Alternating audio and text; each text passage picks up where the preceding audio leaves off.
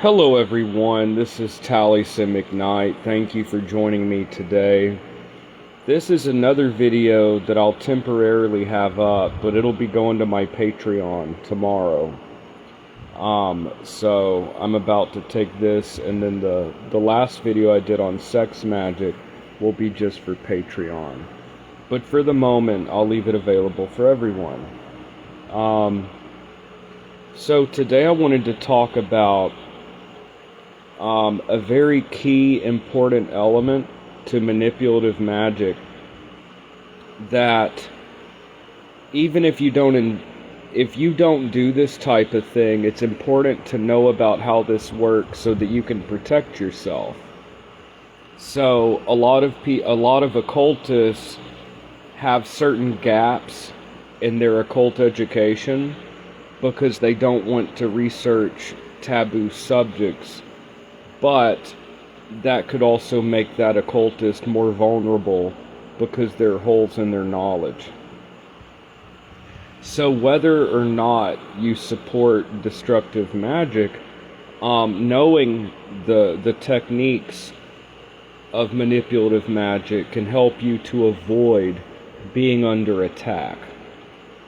So today I wanted to bring up two topics. First of all, timing. Again, I'm not telling people to go do manipulative stuff. I'm not. Hi, Lateriona, how are you? I'm not teaching destructive magic so that people can go do it. But if you know the techniques that destructive magicians use, you can better avoid being a target. So one important element is, when do you hit a target if you want to influence them or manipulate them? You hit them while they're asleep.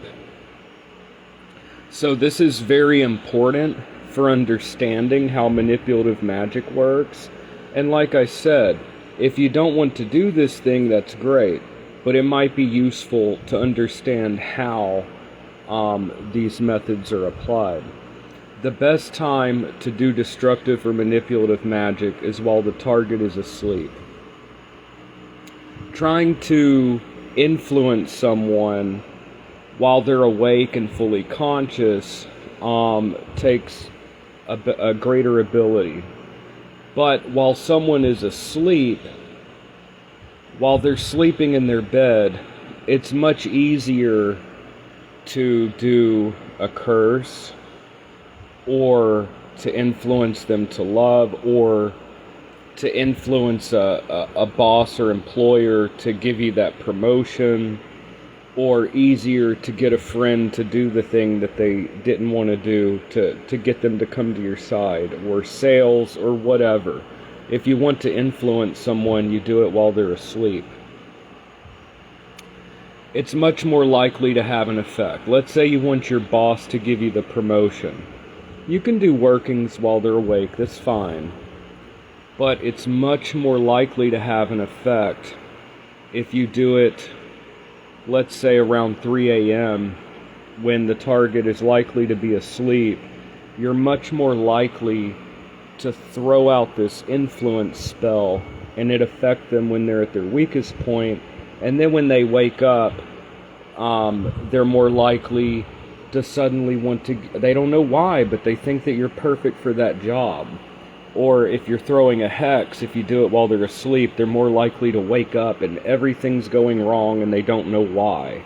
Or you're able to do whatever you're trying to do, stir up strife or whatever. Try to get a client to purchase your product, or someone to invest in your business, or anything that you're trying to do. So why is this important? It's important because I think it's useful for any kind of an occultist to have wards, some type of a protective thing by their bed where they sleep. I think it's very useful to have protective amulets. If you understand the methods used by manipulative occultists, then you can better avoid it. But on the flip side, if someone did want to do something destructive or they want to avoid it, That is the best way to do it. And this is something that you don't read about a lot in books, and you don't really hear people talk about. I think a lot of people that do destructive magic, I think a lot of them don't even know about this. But yeah, if you want to influence someone or manipulate or do destructive magic, the best time to hit the target is while they're sleeping. So that is when they are in the most receptive state, and it's much easier to affect someone so that then they wake up and they're more likely to not, but they're suddenly interested in that business proposal.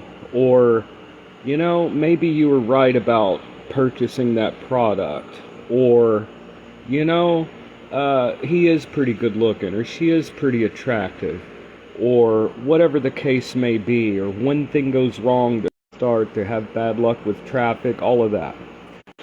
Hitting the target while they're sleeping. And again, someone that has this knowledge, it doesn't mean you go out and do horrible things, but understanding this, you know to be more guarded while you sleep. I think it's useful to have something protective in your bed chambers, the place where you sleep. It's good to have some type of wards or protective amulet, etc., etc. Now, another hot topic on this is, what if the person doesn't believe in magic? There are two schools of thought. Some people say, and it's very popular because of mentalism, which we have to understand, these influences they're not dogmatically necessarily true. It's just these are the ideas that entered occultism through New Thought and things like this. This idea that, well, if you don't believe in magic, you can't be affected by it. But there is another school of thought that someone that doesn't believe in magic is actually much more susceptible. Someone that thinks they can't be targeted are probably more easily affected.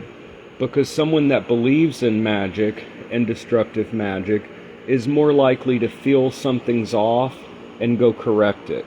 They're more likely to do protective rituals, things to try to avoid this, or, oh, things are kind of bad, I'm going to go do a cleansing. I'm going to do something to ward this off. They're more likely to defend themselves.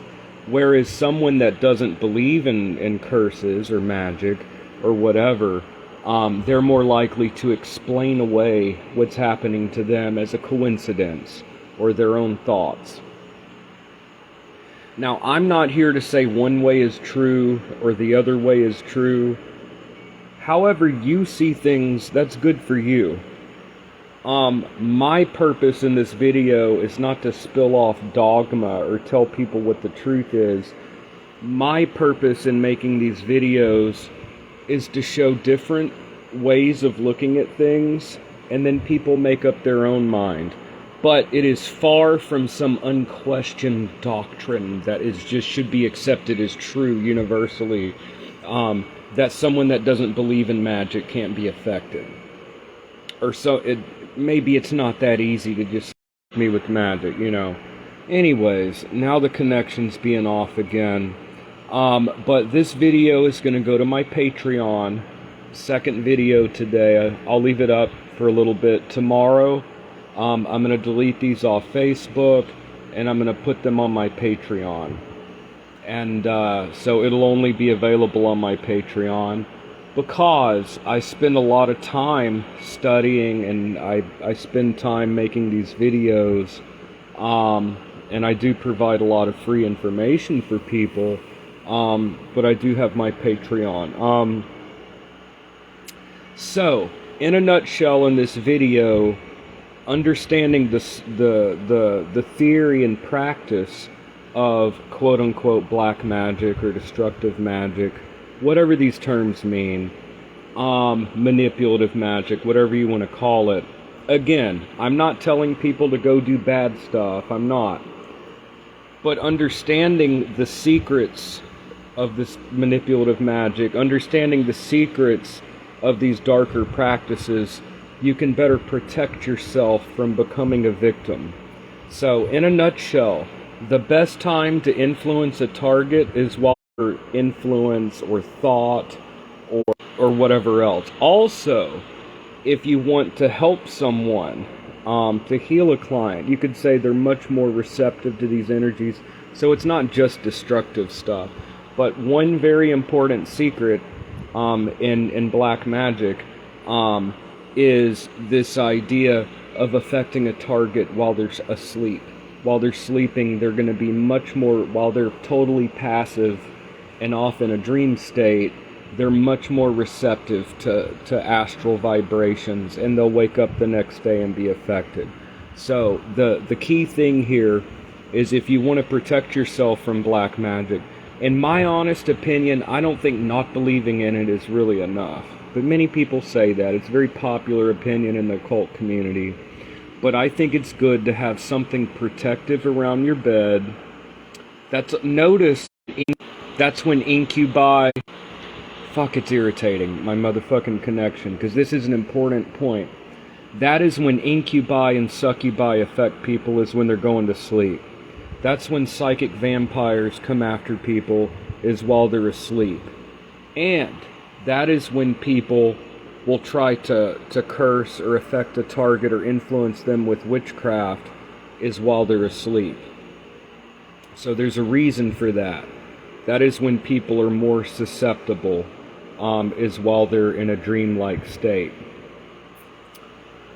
So, important information to know, and I think for me it's important to understand all these different aspects of magic. So, you know, it's interesting. I did all this stuff on Shem Angels, and here recently I've been very fascinated with understanding the theory and practice of black magic and manipulative magic, and understanding that. There are different forms that takes. And glamour. What is glamour magic? It is the ability to appear as you want to appear. Glamour magic is very much the ability to appear or seem in a way that is useful to you. Invisibility is the ability to not be noticed. The gaze. You know, some people that practice black magic, they start by trying to influence animals. See if they can get in their cat or dog's head and get them to scratch or get up. If you can control animals and get them to get up and move, or go to a shopping mall, see if you can get someone to, I don't know, pick their nose or scratch their head. So old and appear in a way, it's all about, it's a different type of influence. It's an influence, it's this idea that we are surrounded in a sea of energy. Now these energies are people and events and things like that, and being able to being able to create whatever you're trying to create in your life, and to see everything as accessory to that. But in a nutshell, what I want to drive home in this video and understanding manipulative magic is that the best time to hit a target is while they're asleep. And the flip side of that is, in my honest opinion, it can't hurt. It cannot hurt. Any kind of practical occultist, especially anyone that may have enemies, it's good to have something protective by your bed. Because if your enemy is smart, they're going to try to hit you while you're asleep. So that is a video, and I'll probably make more videos like this, because it's important knowledge to have. If people don't understand destructive and manipulative magic, then they don't understand how they could be targeted by it. So it's important knowledge to have, whether you're going to use it for destructive ends or not.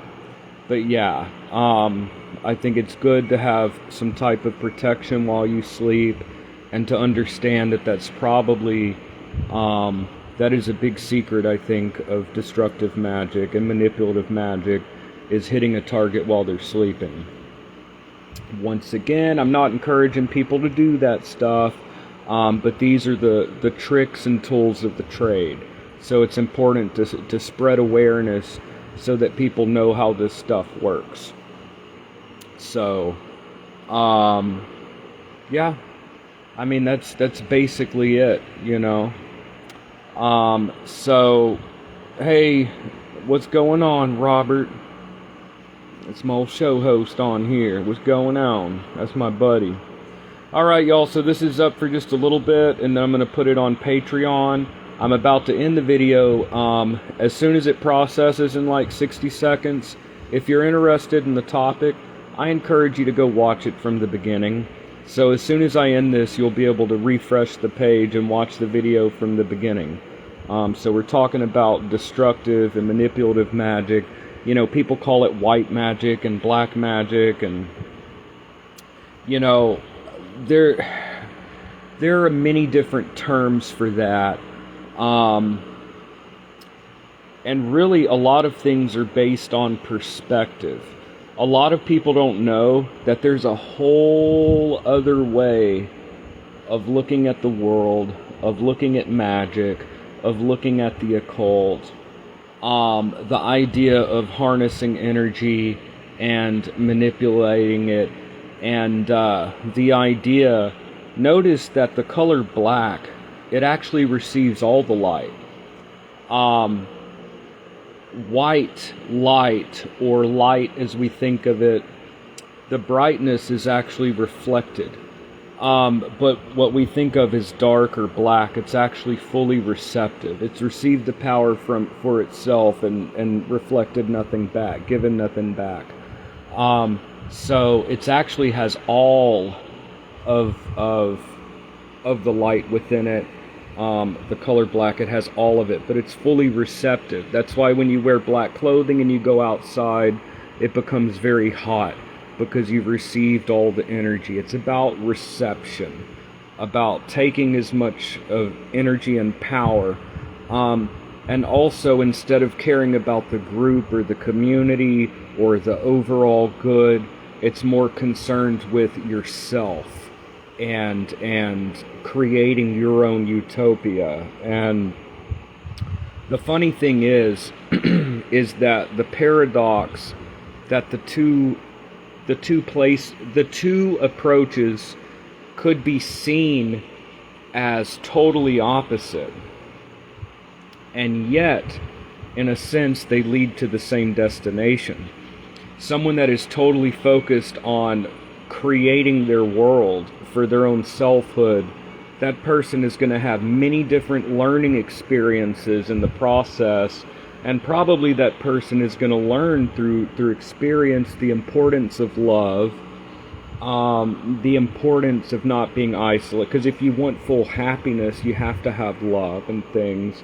So in the end, someone that is wrapped up in creating their own world, although it seems diametrically opposed, there's a lot of lessons and growth opportunities that in the end they end up coming to a lot of the same conclusions a lot of times as someone that is entirely focused on the whole.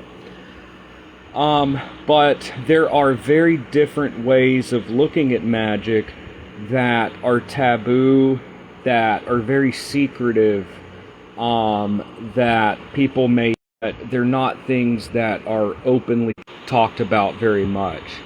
The idea that shared knowledge is lost power. That if the masses, or if people know how this works, then they'll be less susceptible to your influence. So shared knowledge is lost power for many of these people. So a lot of people that practice manipulative magic are actually very secretive with how they work. If an enemy knows how you operate, then they're gonna not be open to attack, for example. But there are people that practice this type of magic almost exclusively, and it's like their path or their way. So there are people like that, and a lot of them pretend to be white lighters in the community, Yeah, that's an important thing. When you get close to certain occultists, you start to figure out a lot of the people that pretend to be white light occultists out there in the world, behind closed doors, they're doing stuff like this, but they'll never admit it. They'll never tell anybody, because that's how they are able to harness more power and achieve more, is but by being a wolf in sheep's clothing, by appearing to be this really great person when really behind the scenes they're just manipulating and trying to make everyone like on a puppet string. But in a nutshell, my view on this, and from my understanding, is once again, to influence a target or to curse an enemy or do destructive magic, it's best to hit the person while they're sleeping. And again, I'm not encouraging people to do this. This same knowledge, people understanding how this operates, I think it's good to have something protective by your bed, to have some type of wards, to have some type of protection while you're sleeping. So, just some thoughts out there for y'all today. I'm going to make more videos like this so that people have an awareness of how destructive or manipulative magic works and how to avoid it. And like I said, this is going to my Patreon. I'm going to end the live. If you want to watch the video from the beginning, if you refresh the page, you can watch the video from the beginning. So I'm going to leave this up for tonight or this morning, and then tomorrow or later today, I'm going to delete it off Facebook and put it on my Patreon only. So thank you so much for watching my video. Robert, it's good to see you here, buddy. I hope you're doing well, and I hope that y'all have a wonderful day. Thank you so much for joining me. Alright, I'll see y'all in the next video, y'all.